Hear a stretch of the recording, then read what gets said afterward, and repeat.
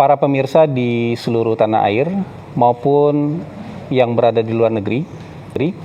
Kali ini kita bertemu kembali dalam acara Presiden Prabowo Menjawab. Terima kasih Pak Presiden sudah menerima kami di sini. Mbak Nana kayaknya giliran mau nanya. Silakan. Udah langsung nyambar itu. Ya, sebetulnya saya masih ingin menyambung dari Bang Faisal, tapi saya pindah haluan dulu Pak. Ya. Baru kemudian nanti mungkin kita bisa kembali. Bukan ekonomi, tapi isu yang juga luar biasa penting Pak. Aktivis kontras Pak, bernama Andri Yunus, disiram air keras, mengalami luka serius. Luka bakar hampir 20%. Kornea matanya sebelah kanan juga rusak. Kapolri sudah mengatakan mendapatkan instruksi langsung dari Pak Presiden untuk mengusut kasus ini. Dan saya juga ingin mengutip Menteri Koordinator Hukum, Menteri Bapak Pak Yusril, Komnas HAM, Komisi 3 DPR, semuanya menilai ini bukan sekedar tindak kriminal Pak Presiden, tetapi ini serangan terhadap demokrasi, serangan terhadap pembela HAM. Saya ingin tahu posisi Bapak, apakah setuju dengan penilaian itu Pak? Ya pastilah. Ini terorisme. Iya kan? Tindakan biadab harus kita kejar, harus kita usut. Harus kita usut. Sampai ke bukan hanya pelaku lapangan, tapi apakah siapa yang nyuruh? Siapa yang nyuruh, siapa yang bayar? Termasuk apabila ternyata yang melakukan itu aparat negara, Pak? Ya jelas dong. Yang berseragam? Tidak akan dilindungi, tidak akan ada impunitas? Tidak akan. Bapak menjamin itu, Pak? Saya menjamin. Tapi sebaliknya, kalau ini provokator yang bukan dari pemerintah, bukan dari aparat, jelas kita harus usut kok. Ya. Pola yang terjadi selama ini, kasus-kasus teror itu berulang dan tidak pernah terungkap sampai yang memberikan perintah, sebatas di pelaku lapangan. Spesifik Pak, saya mau menyebutkan, ini yang terjadi selama setahun terakhir Pak. Ada yang tadi Bapak sebutkan, wartawan Tempo, Francisca Christy Rosana, ada Tio Ardianto, ada Ramon Doni Adam, ada Firindian Aurelio, ada Sheryl Anavita, ada Iqbal Damanik, ada Zainal Arifin Mohtar. Latar belakang mereka Pak Presiden semuanya beragam, tetapi kesamaannya adalah semuanya kritis menyampaikan pandangan di muka publik. Apakah Bapak bisa memahami ada kekhawatiran yang muncul bahwa ruang aman untuk bersuara menjadi semakin menyempit, Pak? Anda merasakan? Apakah dibandingkan dengan banyak negara, apa kita batasi nggak? Ada yang merasakan? Coba lihat, kita batasi nggak? TikTok, fake news, hoax, kebohongan yang disiarkan tiap hari. Coba Anda lihat, coba bandingkan sama negara lain. Karena yang terjadi adalah dampaknya yang kita lihat Pak, mereka yang bersuara kritis. Iya, tapi kadang-kadang ada orang, Mbak Nana, kita ini bukan anak kecil, kita sudah hidup lama. Kadang-kadang kan ada peristiwa yang justru dibuat seolah, Anda ngerti ya? Itu namanya provokasi. Itu ada di buku Mbak Nana, ada di buku intelligence, ada itu. Itu namanya false flag operation. Iya kan? Melakukan aksi teror seolah yang lakukan orang Palestina, tapi yang lakukan bukan orang Palestina, yang lakukan Mossad. Itu terjadi. Sebetulnya Anda paham ya? Ya. Jadi sama juga ini. Ini mau mengarah bahwa rezim kita otoriter. Sebetulnya spekulasi-spekulasi itu muncul karena ketidakadaan jawaban Pak Presiden. Jadi kerap kali kasus-kasus yang terjadi ini berhenti begitu saja, tidak terselesaikan, sehingga kemudian muncullah begitu persepsi publik bahwa wah, kalau ini tidak selesai berarti ini ada unsur negara yang bermain dan sebagainya. Karena, saya ingin menjamin, saya ingin membangun Indonesia yang beradab, ya. Itu cita-cita saya. Saya ingin membangun pemerintah yang bersih. Saya ingin punya polisi yang bersih, jaksa yang bersih, intelligence yang bersih. Anda tahu, saya mau tanya sekali lagi ya, saya ini korban juga. Tapi saya itu berpikir yang besar, concern rakyat, pangan, energi, benar nggak? Dengan perang, harga pangan bisa naik. Tapi saya mau tanya, ini bulan Ramadan, harga pangan terkendali atau tidak? You know, I think we are doing a good job. Ya, jadi percayalah, saya tidak akan mengizinkan hal-hal seperti itu terjadi. Itu yang ingin kami dengar, Pak. Iya. Percayalah, saya dipilih oleh rakyat untuk membela rakyat. Tapi kita waspada. Saya minta diusut benar. Ya. Diusut sampai aktornya. Iya, sampai aktornya. Saya rasa pernyataan Pak Presiden sudah boleh soal yang itu ya. Dan berarti Bapak tadi bicara secara tegas tidak boleh ada warga yang diintimidasi, yang diteror karena mengkritik pemerintah. Tidak boleh. Jaminan langsung dari Presiden Republik Indonesia. Kalau wewenang ada, itu saya lakukan. Iya. Bapak, apakah memberikan tenggat waktu ke Kapolri, Pak, untuk pengusutan kasus ini? Ya, saya ini orang realistis dan saya orang yang adil. Dari segi kapasitas, kita biarkanlah mereka bekerja.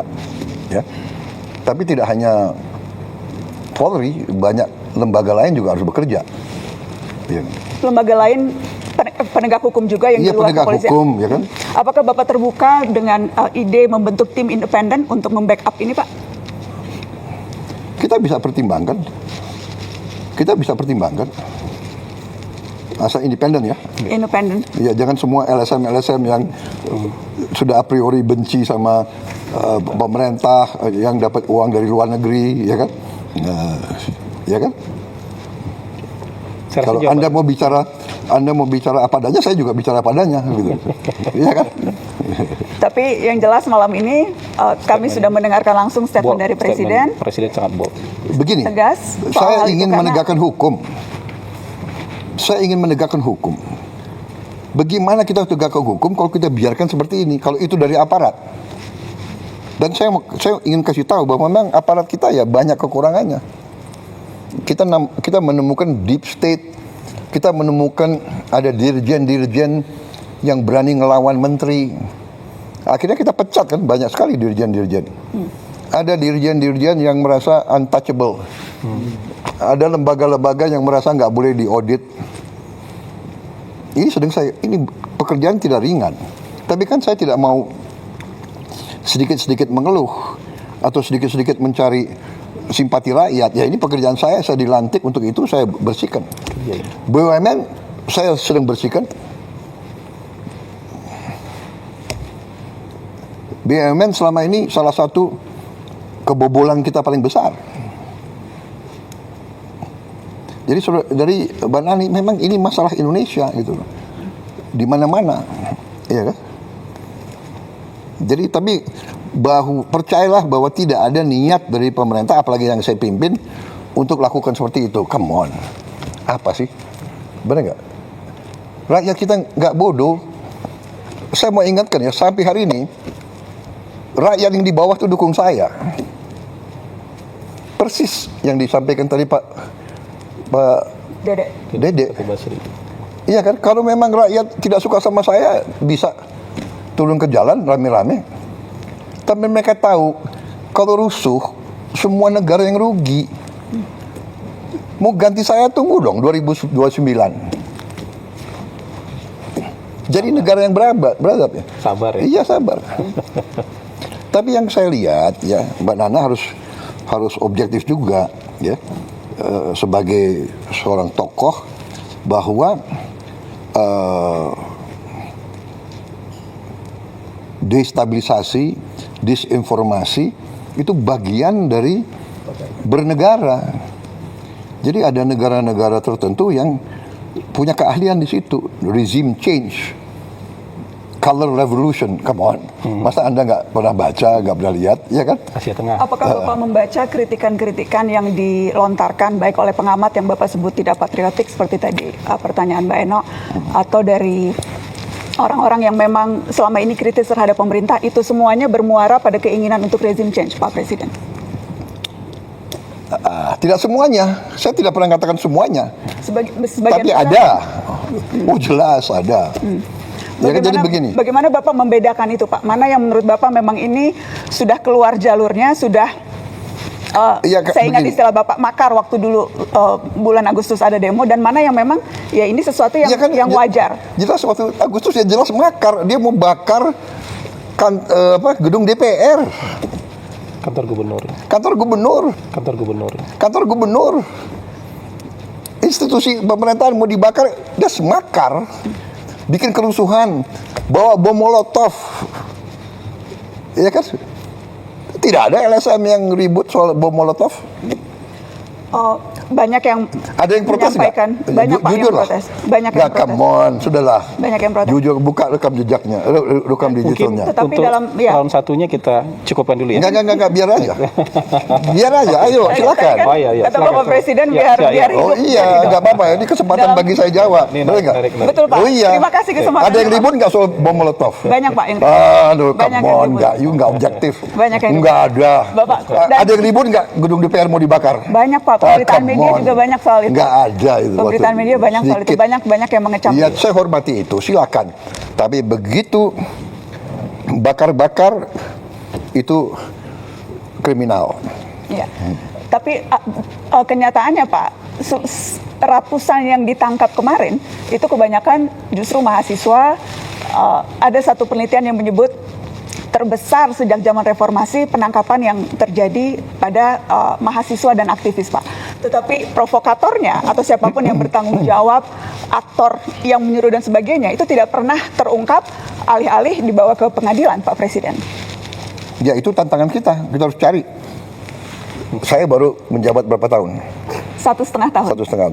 Masih ada waktu untuk saya membuktikan? Kami tunggu pembuktian itu Pak Presiden. Kami tunggu pembuktian itu. Iya. Hah? Jumlah koruptor yang saya tangkap berapa? Come on, ya kan? Percaya, saya sumpah untuk membela rakyat saya. Saya pertaruhkan jiwa saya berkali-kali. Saya tidak rela. Saya tinggalkan negara ini nanti pada saat saya dipanggil Tuhan. Saya tidak rela ini jatuh ke tangan maling-maling, bandit-bandit. Saya tidak rela. Baik Pak. Ya.